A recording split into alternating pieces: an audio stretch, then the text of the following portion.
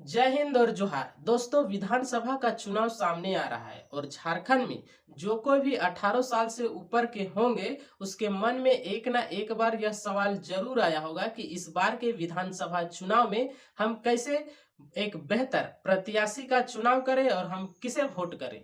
तो देखिए, यह क्षेत्र आपका है और आपके क्षेत्र में आपके प्रत्याशी को आपसे ज्यादा बेहतर और कोई नहीं जान सकता है और इसका निर्णय भी आप ही को लेना है। हाँ, हम कुछ मदद कर सकते हैं कि किस प्रकार से एक अच्छे प्रत्याशी का चुनाव किया जा सकता है। कुछ महत्वपूर्ण बिंदुओं के साथ लेकर हम उस बिंदुओं को चर्चा करेंगे जिससे एक अच्छे नेता, अच्छे विधायक का चुनाव किया जा सकता है। तो चलिए शुरुआत करते हैं।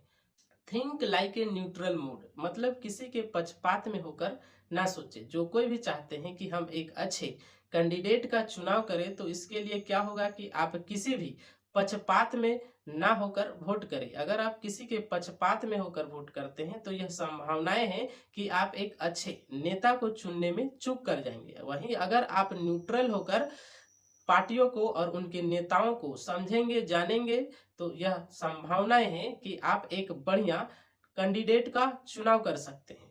पोटेंशियल एंड विजन, आप जो भी जिस नेता का चुनाव करेंगे तो आपको उसकी पोटेंशियल का भी जांच करना होगा कि आखिर उसमें कितनी शक्ति, इच्छा शक्ति है जो एक स्ट्रॉन्ग डिसीजन ले सके झारखंड के हित के लिए, क्योंकि यह जरूरी भी है। आजकल बहुत सारे नेताओं में यह कमी दिखती है कि कोई नेता स्ट्रॉन्ग डिसीजन नहीं ले पाता है झारखंड के हित के लिए, जिसके कारण से झारखंड आज जूझ रहा है। साथ ही साथ उसमें विजनरी माइंड होना चाहिए कि आखिर उनके द्वारा स्ट्रॉन्ग डिसीजन जो लिया गया था वह भविष्य में किस प्रकार से झारखंड के लिए हित साबित होगा। और इसका जांच आप उनके एक्टिविटी से भी लगा सकते हैं, पार्टी के मैनिफेस्टो से लगा सकते हैं, उनके कथनी और करनी से लगा सकते हैं। Basic needs development and employment, यह मुद्दा भी होना चाहिए किसी भी नेता को चुनने के लिए। बेसिक नीड्स की आवश्यकता प्रत्येक नागरिक को होती है, जैसे कि पानी, बिजली, सड़क, अच्छी शिक्षा, अच्छी स्वास्थ्य इत्यादि। इसके बिना लोग का जीवन स्तर नहीं सुधर सकता है, उसका विकास नहीं हो सकता है। तो ये बेसिक चीज के साथ साथ उनके जीवन स्तर को किस स्तर पर सुधार हो सके और उनका जीवन स्तर बेहतर कैसे हो सके, वह डेवलपमेंट के रास्ते में कैसे जाए, इसके आधार पर वह सोचे, विचार करे, ऐसे नेता को चुने जो ज्यादा से ज्यादा लोगों को स्किल के आधार पर रोजगार मुहैया करे। आइडेंटिटी एंड कल्चर, पहचान और उनकी संस्कृति, यह झारखंड के लिए अति आवश्यक है, क्योंकि यहाँ झारखंड में झारखंडी कौन है इसकी पहचान करना काफी ज्यादा मुश्किल है। आज झारखंड अलग राज्य बने हुए 24 साल हो गया, लेकिन झारखंड में झारखंडी की पहचान करना इसलिए मुश्किल है क्योंकि एक बेहतर पॉलिसी नहीं है कि इसके आधार पर झारखंडी की पहचान बने। साथ ही साथ यहाँ की जो संस्कृति है वह दिन प्रतिदिन लुप्त होते जा रही है। तो इसके आधार पर भी आप यहाँ के क्षेत्र नेताओं का चुनाव करें कि वह किस प्रकार से हमारे कल्चर को बचाए रह सके और किस प्रकार से हमारी आइडेंटिटी को बनाए जो हमारे लिए और हमारे भविष्य के लिए बेहतर हो सके।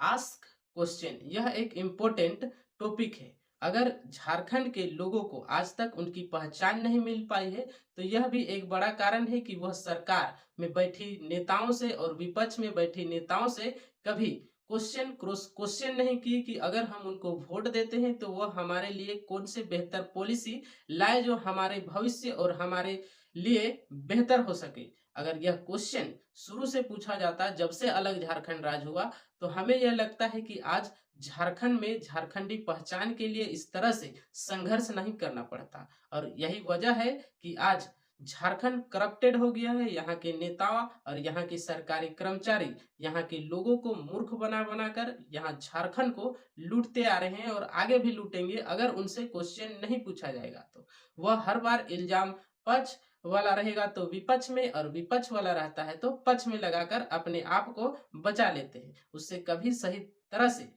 क्रॉस क्वेश्चन नहीं पूछा गया, जिसका वजह आज नतीजा आप देख सकते हैं। तो आप लोगों से यही अनुरोध है कि आप लोग जब एक एक कैंडिडेट किसी भी पार्टी का हो, चाहे वो पक्ष का हो विपक्ष का हो, उनसे क्रॉस क्वेश्चन पूछा जाए उसके पार्टी मैनिफेस्टो से कि वह कितने काम किए और जो विपक्ष में है वो कितना काम करेगी, यह कैसे लोगों को विश्वास होगा। आज तक 24 साल में झारखंडी लोगों को सिर्फ आश्वासन और मूर्ख ही बनाया गया है। तो हम यही कहेंगे कि अब मूर्ख बनना छोड़ दीजिए और साथ ही साथ उनसे क्वेश्चन कीजिए कि हम आपके मुद्दों पर कैसे विश्वास करें कि आप यह काम करेंगे, क्योंकि आप अब तक जितने अलग झारखंड राज्य हुए, जितने साल हो गए, उसमें तो आप लोगों ने सिर्फ यहाँ के लोगों को मूर्ख बनाया है। तो आप इस मुद्दे पे कैसे उतरेंगे? अगर जो आप बोल रहे हैं उनमें कितनी आपकी पोटेंशियल है, कितनी सत्यता है, या हम कैसे विश्वास करेंगे? अगर उनसे क्रॉस क्वेश्चन पूछेंगे तो हो सकता है कि वह इससे अगले बार जब वापस फिर से इलेक्शन टाइम में वोट मांगने आए तो उनमें कहीं ना कहीं यह भय हो कि अगर हम वह काम करके नहीं जाते हैं जनता के बीच में, तो वह फिर से क्रॉस क्वेश्चन पूछेंगे, जिससे हमें लज्जित महसूस होगा। और इस प्रकार से हो सकता है कि आने वाले भविष्य में झारखंड की स्थिति सुधर जाएगी, अगर क्रॉस क्वेश्चन उनसे बेहतर तरीके से पूछा जाए तो आज के लिए इतना ही। बढ़िया लगे तो सब्सक्राइब कीजिएगा। Thanks for watching. जय झारखंड, जोहार झारखंड।